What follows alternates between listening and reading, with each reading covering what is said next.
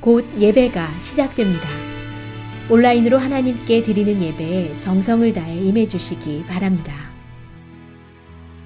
온 가족이 함께 모여 거룩하게 예배를 드립니다. 부모가 아이들의 훌륭한 영적 교사 역할을 하시길 바랍니다.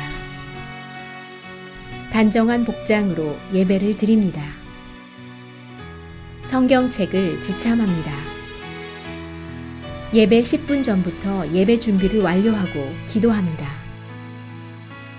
올바른 자세로 모든 순서에 정성을 다해 참여합니다. 핸드폰보다는 TV나 컴퓨터 모니터로 예배를 드립니다. 예배에 집중하여 하나님의 은혜를 기대합니다. 헌금은 정성껏 준비해서 우편으로 보내시거나 직접 교회 사무실 헌금함에 봉헌합니다.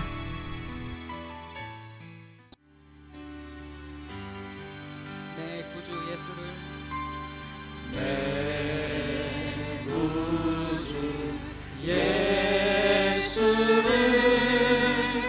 더욱 사랑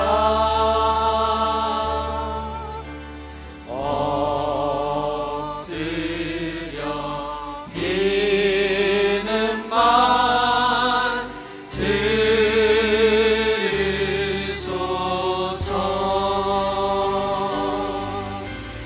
내 진정 소원이 내 구주 예수를 더욱 사랑 더욱 사랑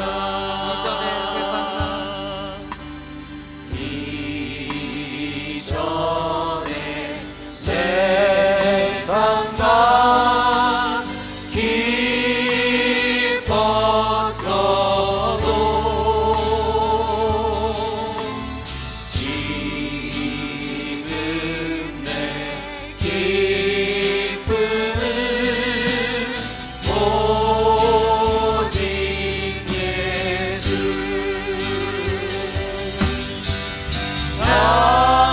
다만 내비는 말 내 구주 예수를 더욱 사랑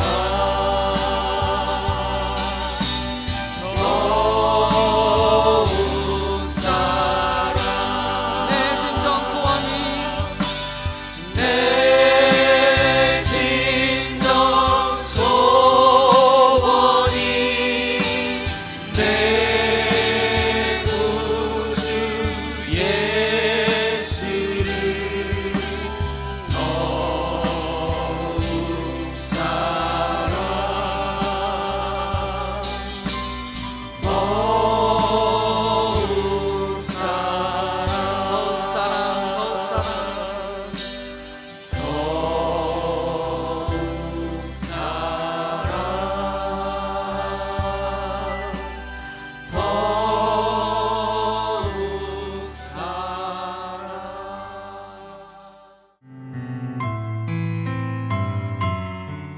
연약한 자를 강하게 하시며 병든 자를 고치시고 상한 자를 싸매어 주시며 쫓기는 자를 돌아오게 하시고 잃어버린 자를 찾으시는 주님, 우리의 작은 신임에도 응답하시는 주님께 감사와 찬양을 드립니다.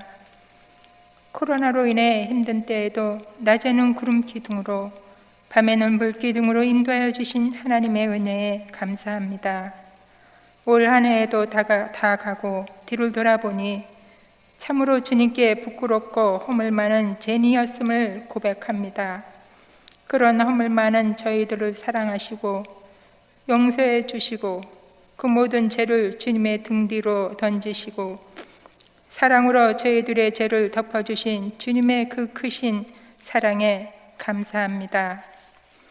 주님이 우리의 죄를 덮어주시고 사랑했듯이 새해에는 우리 모두 주 안에서 서로를 사랑하고 용서하며 불쌍하고 소외된 자들을 돌아보며 하나님께 칭찬받는 아름다운 믿음의 삶을 살아갈 수 있는 저희들이 되게 도와주옵소서.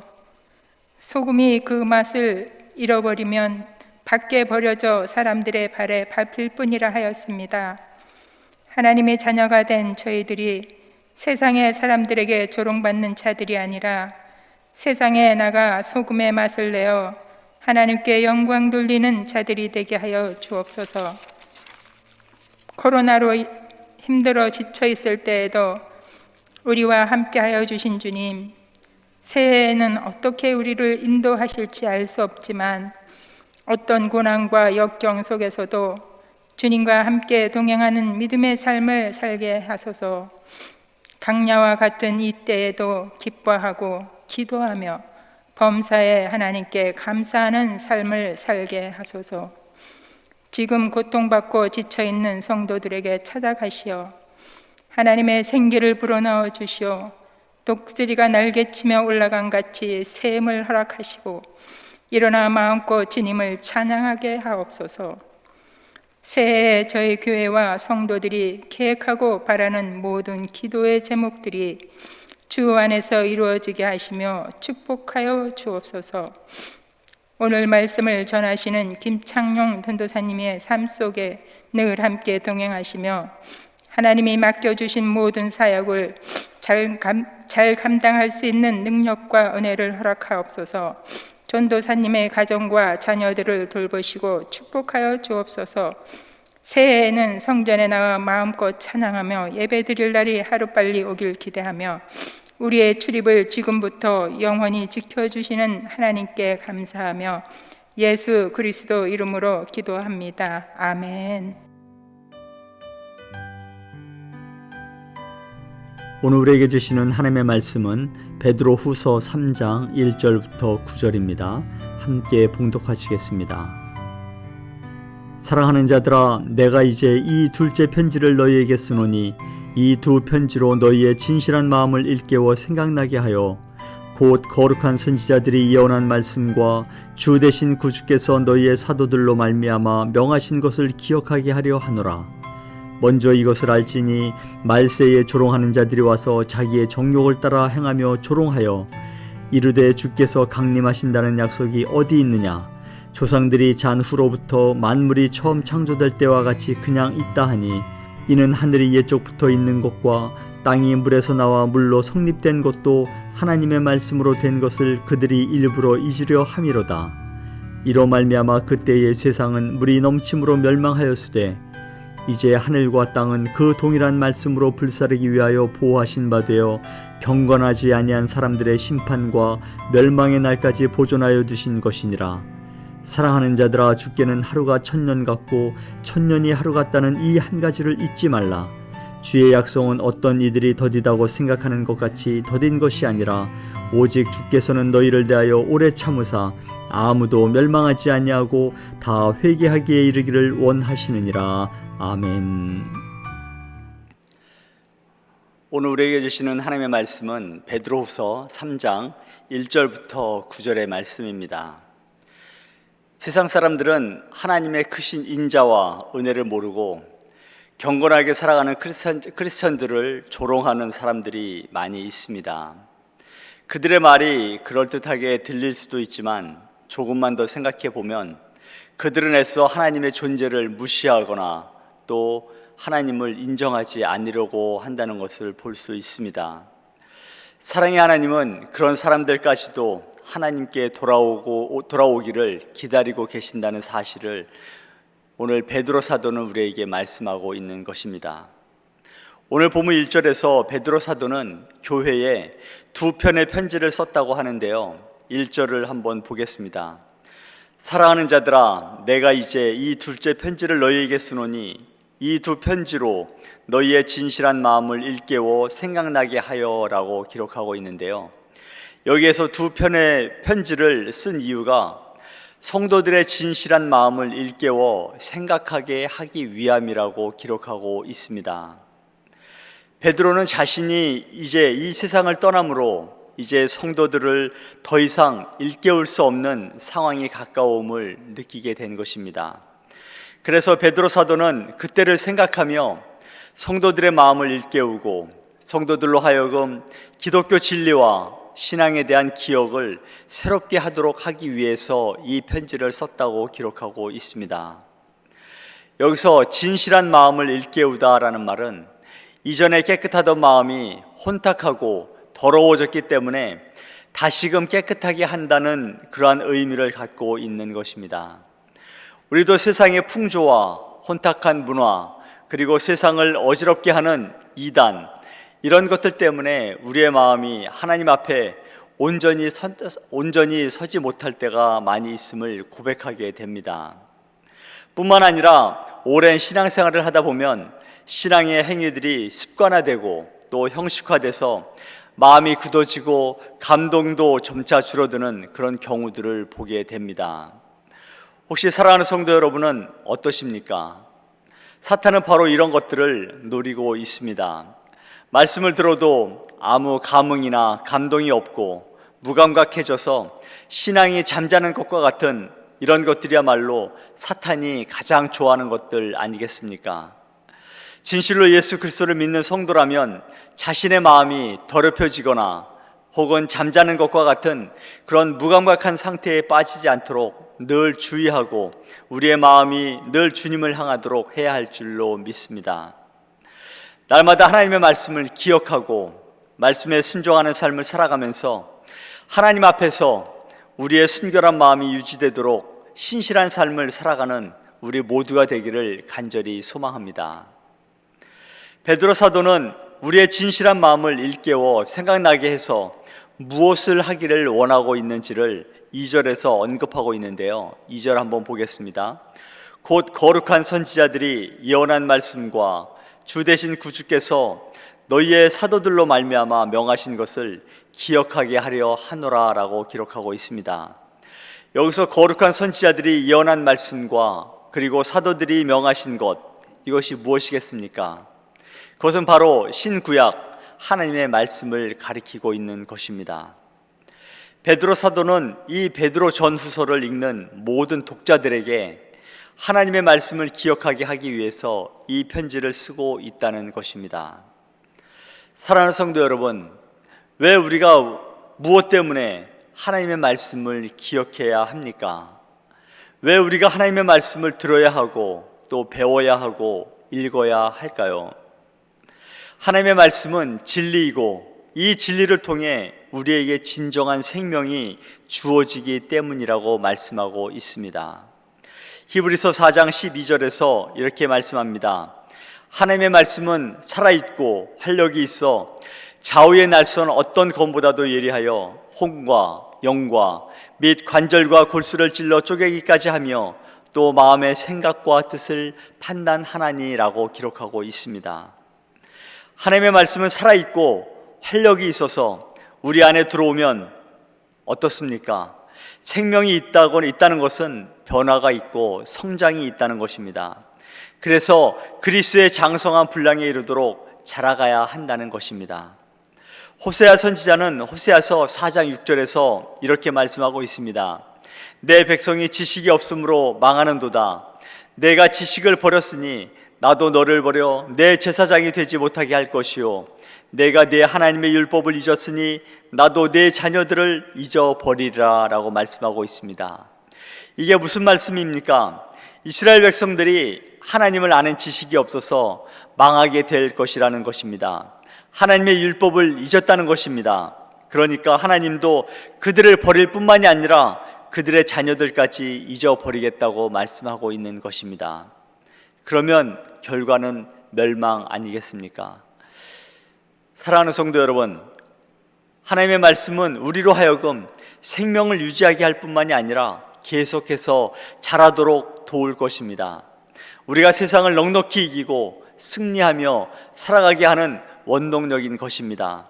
하나님의 말씀을 붙들고 살아감으로 승리하는 인생으로 하나님 앞에 올바로 서고 또 하나님 앞에 인정받는 여러분과 제가 되기를 간절히 소망합니다. 하나님은 창조 이후로 지금까지 온 우주를 다스리시고 또 주관하고 있음에도 불구하고 세상 사람들이나 또 하나님의 말씀을 거부하는 사람들은 그것이 다 거짓이라고 주장하고 있지 않습니까? 이때에도 마찬가지였습니다. 5절을 보시면 이렇게 기록하고 있습니다. 이는 하늘이 옛적부터 있는 것과 땅이 물에서 나와 물로 성립된 것도 하나님의 말씀으로 된 것을 그들이 일부러 잊으려 함이로다 라고 기록하고 있습니다. 그렇습니다. 믿지 않는 자들, 거짓 선생들은 만물이 태초로부터 지금까지 아무런 변화가 없다고 주장한다고 한다는 것이죠. 그리고 그들은 하나님의 말씀으로 되어진 것조차 일부러 잊으려 하고 있다고 말씀하고 있습니다. 이들은 하나님께서 이 세상을 주관하시고 또 하나님의 뜻을 이루고 계시다는 사실을 부인했습니다. 이러한 일은 조금만 생각하면 다 알 수 있는데도 불구하고 이러한 주장을 한다는 것이죠. 살아계신 하나님께서는 지금도 역사하시며 전 세대를 거쳐서 모든 역사를 주관하시고 다스리고 계시는 줄 믿습니다. 베드로 사도는 이에 대해서 두 가지 증거를 들어서 이것을 증명하고 있는 것을 보게 됩니다. 그 증거는 바로 하나님의 말씀으로 이루어진 창조 사건과 그리고 또 하나는 노아의 홍수 사건이 바로 하나님의 다스림이라는 것입니다. 하나님은 말씀으로 세상을 창조하셨고 그리고 노아의 홍수 사건이야말로 죄로 인해 하나님의 심판의 결과라는 것입니다. 제가 LA 살 때 그랜드 캐년을 한 6, 7번 다녀온 것 같습니다. 한국에서 가족들이 올 때마다 갔었으니까 그 정도는 되는 것 같습니다. 아마 여러분 중에도 그랜드 캐년을 다녀오신 분들도 많이 계시리라 믿습니다. 그 주위에 브라이스 캐년이나 자이언트 캐년 그리고 킹스 캐년이 또 같이 있지 않습니까? 그 여러 캐년을 같이 둘러보면서 아주 감명 깊게 또 보고 깨달은 것이 있어서 함께 나누기를 원합니다. 그랜드 캐년은 평지를 중심으로 아래로 약 1마일 정도 깊게 협곡이 있는 것이 특징이고요. 그 옆에 있는 브라이스 캐년은 평지를 중심으로 수만 개의 첨탑이 위로 솟은 것이 특징이라고 합니다. 처음 차를 타고 그랜드 캐년을 들어서면서 그 웅장함에 놀라지 않을 수가 없었습니다. 끝없이 펼쳐 보이는 그 광경은 어떻게 말로 표현할 수 없을 정도였었습니다. 그랜드 캐년을 하루 보고 그리고 또 하루에 다 볼 수가 없어서 그 다음에 또 다른 캐년, 브라이스 캐년, 킹스 캐년 이렇게 순서대로 본 기억이 있는데요. 그랜드 캐년 뿐만이 아니라 다른 캐년들을 보면서 바로 떠오르는 생각이 뭐냐 하면 이런 생각이 들었습니다. 퇴적층이라는 것이었습니다. 아마 여러분들 학교 다닐 때 많이 들어서 아시리라 믿습니다. 퇴적층 하면 지질 구조나 또 지구과학 이런 시간에 우리가 배우지 않았습니까? 화산 분출이나 또 홍수 같은 이런 거에 의해서 겹겹이 쌓여서 생기는 것 아니었습니까? 모래와 진흙, 자갈 이런 것들이 수없이 반복해서 쌓이고 또 쌓이면서 생기는 그러한 층이라고 우리는 배워왔습니다. 오래전에 배웠던 것들이 어렴풋이 기억이 나면서 그곳에 있는 캐년들이 생기기까지 정말 수많은 시간이 흘렀겠구나 하는 생각이 들었던 것입니다. 혹시 여러분 중에도 저와 같은 생각들을 하신 분들이 계시지 않을까 생각이 듭니다. 그리고 나서 2, 3번 정도 더 그랜드 캐년을 가는 동안에도 그러한 웅장함에 놀라곤 하다가 우연한 기회에 창조과학회에서 만든 노아의 홍수를 주제로 한 그러한 오디오 파일을 듣게 되었습니다. 그 노아의 홍수 세미나를 듣고 나서 제가 알고 있던 퇴적층 등 이런 모든 것들이 잘못된 지식이라는 것을 깨닫게 되었습니다. 구석기 시대나 신석기 시대 이런 것부터 그리고 퇴적층이니 하는 이런 모든 것들이 진화론에 뿌리를 둔 교육의 잔재라는 것을 알게 되었습니다. 한마디로 요약을 하면 그랜드 캐년이나 그 주위에 있는 모든 캐년은 시간이 오랫동안에 걸쳐서 또 오랜 시간에 지나면서 만들어진 것이 아니라는 것입니다. 이 모든 것들은 노아의 홍수 때 홍수 사건으로 인해서 만들어진다는 사실입니다. 거대한 홍수가 만들어낸 거대한 하나님의 작품이라는 것입니다. 그 후에 다시 그랜드 캐년을 가서 그 웅장함을 보고 느낀 감동은 정말 이루 말할 수가 없었습니다. 그 웅장함이나 크기만큼 홍수가 얼마나 컸었는지를 짐작할 수 있었으니까요. 세상은 지금도 하나님의 창조를 인정하지 않습니다. 하나님의 다스리심을 일부러 잊으려고 하고 있습니다. 사랑하는 성도 여러분, 하나님은 노아의 홍수를 통해 이 땅에 수많은 볼거리들을 만들어 놓으시지 않으셨습니까? 왜이겠습니까? 단지 보고 즐기라고 그러시지는 않으셨습니다. 그 광경들을 보고 노아 시대의 심판을 기억하고 죄를 멀리하고 하나님 앞에 거룩하게 살아가라고 우리들에게 남겨놓으신 줄 믿습니다. 우리 삶에서 하나님이 주시는 은혜를 깨닫고 하나님의 뜻을 따라 승리하며 살아가는 우리 모두가 되기를 간절히 소망합니다. 초대교회 성도들은 예수 그리스도의 재림이 머지않아 이루어질 것이라는 믿음을 가지고 살았습니다. 심지어 그들 가운데에는 자신의 생전에 예수 그리스도께서 천사들을 대동하시고 이 세상을 심판하러 오실 것이라는 믿음을 가진 사람들도 있었습니다. 하지만 여러 해가 지나고 시간이 지나도 예수 그리스도의 재림은 이루어지지 않았습니다. 그 결과 교회 안에서 예수님의 재림에 대한 시기가 늦어짐에 따라 불평이 생기기 시작했습니다. 그러한 가운데 성도들이 그들에게 동조하는 분위기도 자연스럽게 형성되었던 것입니다. 바로 그러한 시점에 베드로 사도는 본문의 말씀을 성도들에게 준 것입니다. 베드로 사도는 예수님의 재림이 늦어지는 이유를 하나님의 오래 참으심 가운데서 발견하게 되는 것을 보게 됩니다. 하나님은 모든 사람이 하나님께 회개하고 돌아오기를 원하시기 때문에 참고 기다리고 계시다는 것이죠. 어떻게 보면 이 말씀은 예수님께서 하신 말씀과 일맥상통하다고 볼 수 있습니다. 마태복음 24장 14절에서 예수님은 이렇게 말씀합니다. 이 천국 복음이 모든 민족에게 증언되기 위하여 온 세상에 전파되리니 이제야 끝이 오리라 라고 말씀하고 있습니다. 하나님의 약속은 그의 계획 가운데 있음을 알 수 있습니다. 하나님은 예수 그리스도를 통해서 모든 민족에게 복음이 증거된 후에 주의 재림이 이루어질 것이라고 말씀하고 있습니다. 이것이야말로 태초부터 하나님의 계획 가운데 있었던 것입니다.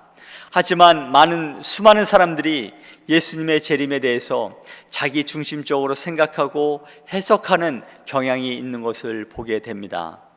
초대교회 성도들은 당시의 교회가 외부 세력으로부터 박해받는 상황을 보고 그것을 종말의 징조로 해석을 했습니다. 당시 초대교회 성도들은 종교적으로는 유대교로부터 그리고 정치적으로는 로마 정부로부터 박해를 받고 있지 않았습니까? 그러한 시대적인 상황이 성도들에게 있어서 예수님의 재림을 더욱 소망하게 만드는 결과를 가져오게 했다는 것이죠.